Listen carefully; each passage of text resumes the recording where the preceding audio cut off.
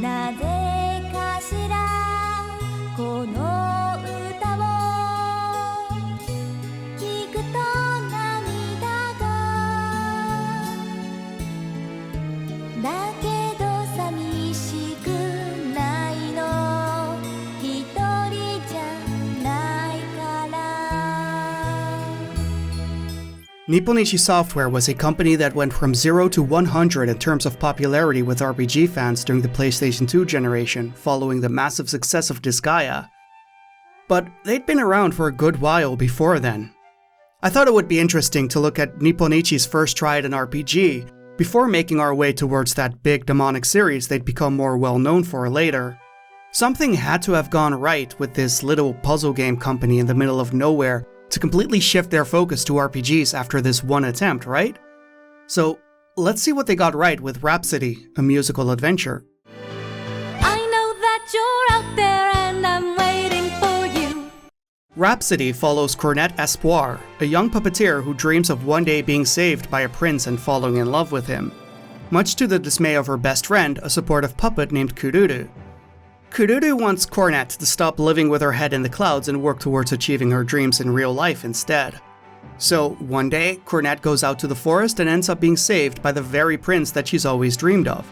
He's real, and she's in love with him. So, taking Kururu's advice, she sets out to make him hers, winning a popularity contest where the winner gets the chance to marry the prince, only for him to be petrified and stolen away by the evil witch Marjorie. Somewhere in the middle of this, she also may or may not have accidentally started a major political incident, sneaking into the royal castle and being mistaken for an assassin after an attack on the Chancellor. But you know, details like that are made to be glossed over.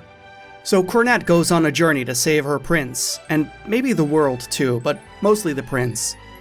Leaving a lot of the towns in a worse state than she found them in during her quest, stumbling around trying her best to do good while collecting the magical gems needed to save the prince.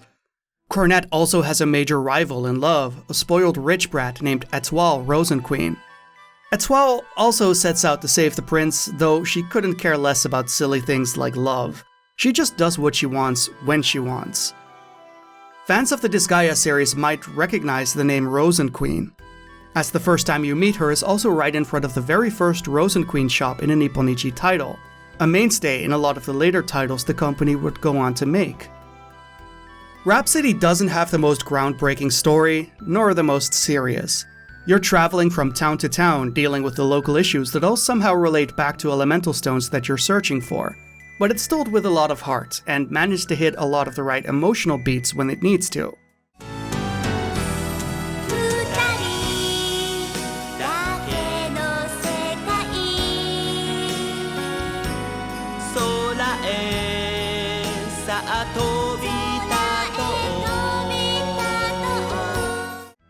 The characters are especially likable, and their interactions can be pretty good too.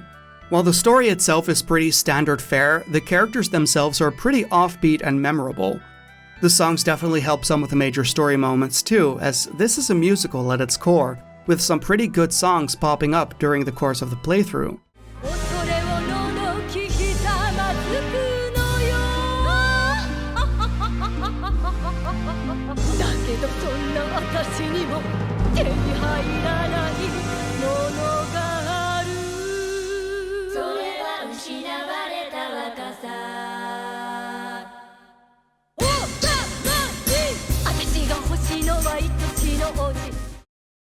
What doesn't help sell anything though is the combat in Rhapsody.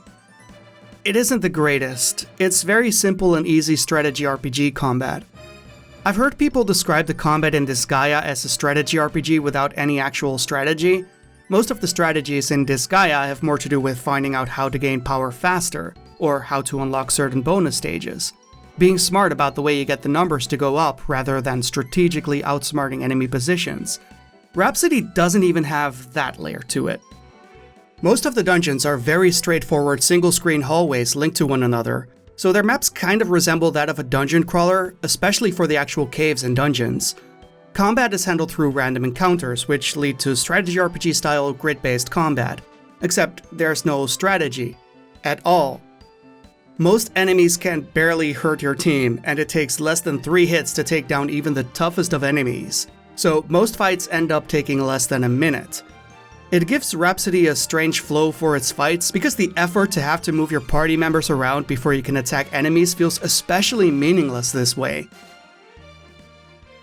There are no systems like terrain bonuses, support attacks, or positional damage increases. There's no systems like geocrystals or anything similar either, so there's no strategic benefit to moving to any particular space.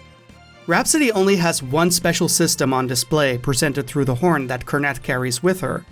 Using your horn buffs the puppets in your party if they are within range. Playing the horn also increases a special meter that, when filled multiple times, lets you do special attacks, which is nice and all, but with how little can actually harm you in this game, and how fast enemies die from regular attacks already, the implementation doesn't feel all that useful. It's at least nice to fill up the meter during regular combat because Cornet is never close enough to the enemy units to damage them on the first turn anyway, so you still get something out of her turn that way. Then later on, you can unload the big all-target ability when you get to a boss, quickly getting that fight over with. Combat is so lackluster and easy that there's an unwinnable fight later on that is cut short, because the developers likely realize that the player isn't going to lose anytime soon, so they might as well save you some time.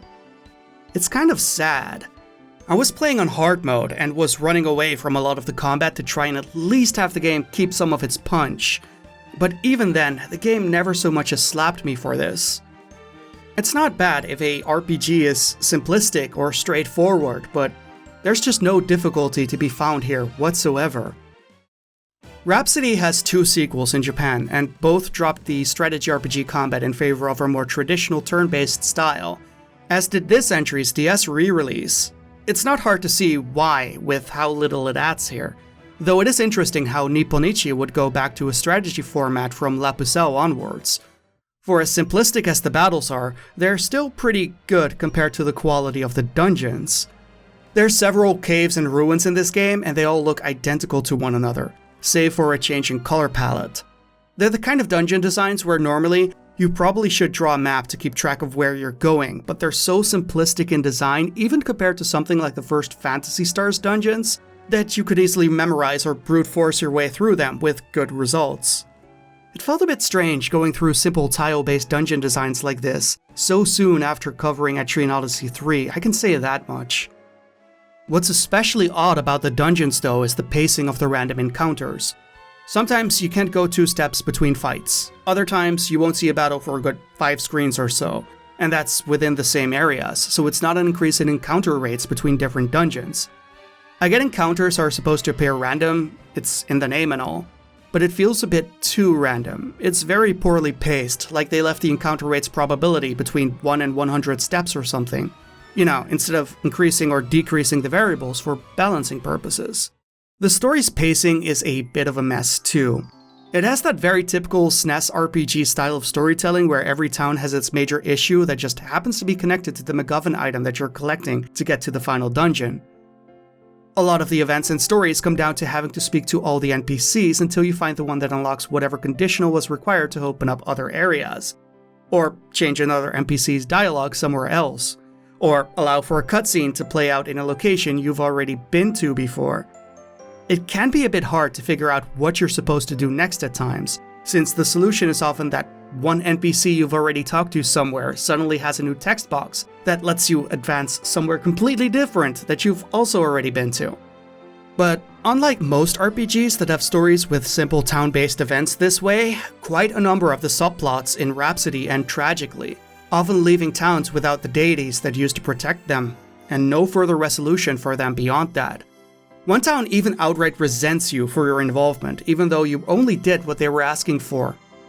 This isn't necessarily a bad thing. The storytelling and ideas presented in them are Rhapsody's real strength. Rhapsody is like a fairy tale told through a stage play. Some stories end with everyone living happily ever after, some end tragically and abruptly. There's often songs at major moments or at the end.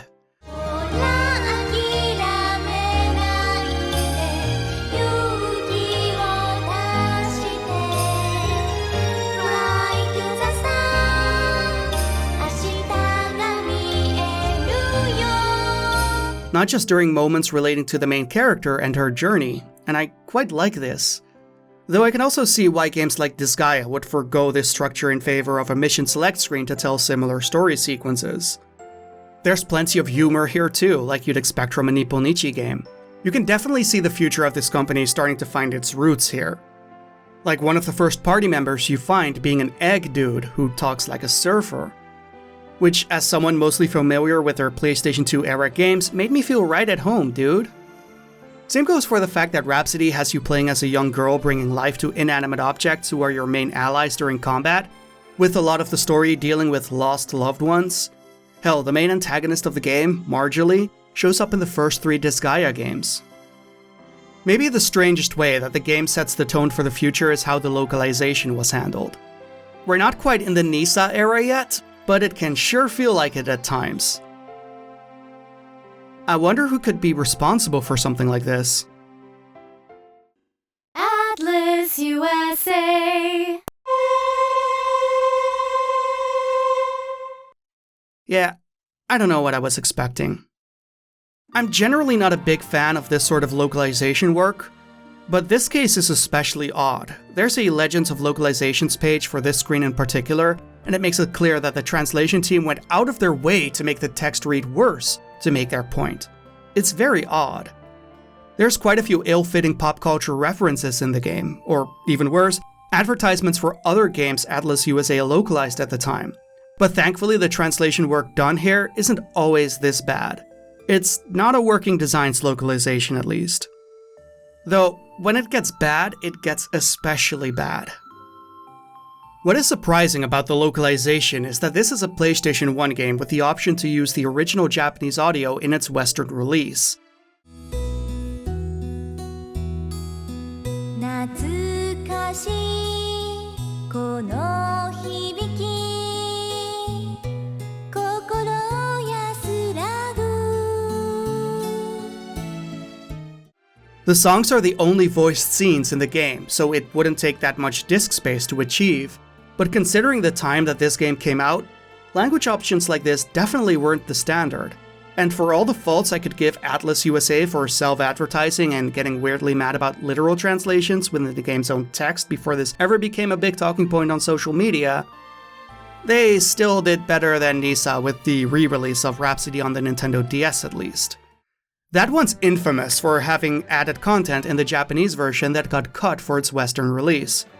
That by itself, while not great, isn't actually what's bad about that version of the game. What's bad is that they must have crossed some lines in unhooking the added scenes, because the content cutting led to several points where the game can and will completely freeze up during regular play. They never recalled the broken copies, nor did they ever issue a fix for later reprints, which is kind of typical for a Nisa release of that era. At least it wasn't as bad as the game they put out that could damage your CPU only with their localized release, or the Ys 8 PC port at launch.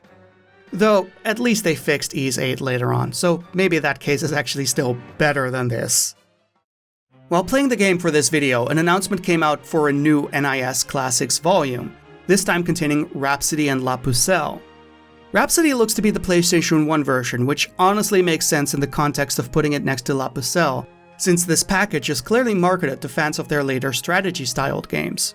Most people started with one Disgaea or another, so putting the two pre-Disgaea strategy games together in a collection is a good call.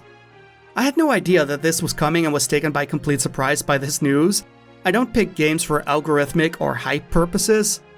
Something that I'm sure annoys some people when it takes me really long to cover some titles. I'd say La Pucelle definitely is the game carrying that package though.